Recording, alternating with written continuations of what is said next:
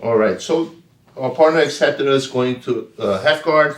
We just fell here, and now the knee shield is on this position. Depending on how he's placing his knee, especially the further out his hip is and the lower his knee is, sometimes the harder will be for me to actually do that big step and make his knee go up. So there are other ways to beat this. One way that we already showed, which is very efficient, is just by reaching back and grabbing his foot. Okay, here he cannot stop this from happening. It's really, really hard. 1, 2. The biggest thing that I want on this move is I'm not so concerned with moving his foot. I just want to keep it where it is. I'm moving my leg around this. Okay, so I can put a little bit of weight. I open up my hip. 1. As soon as I feel my knee coming out, I'm going to go over his foot. Okay, the main thing on this position is my right hip has to go down heavy into his leg. If I just come down square, he's going to open up, which is, you can still go forward and you fall into a half guard position here, which we already seen before, and we don't need to go over again.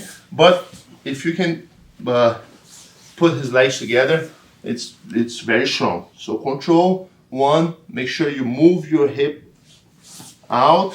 1. Now, as soon as this is coming down, it comes down with all my weight on top of my hip. So I can turn a little bit. 1 and 2.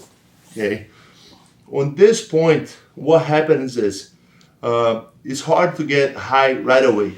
Okay. So it will be very, very hard to prevent him actually using his hands to try to frame and stopping. So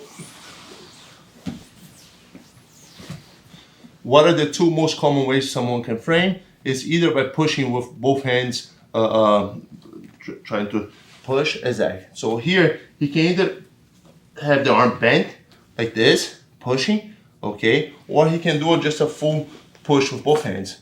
This one's the easiest one to get rid of. Every time he pushes, never push back into him, because the more I push, the lighter my hip is gonna get. So really focus on pushing your hip in, okay, your head comes up a little bit, now the shoulder pushes his arm, and then you come back in for the pressure.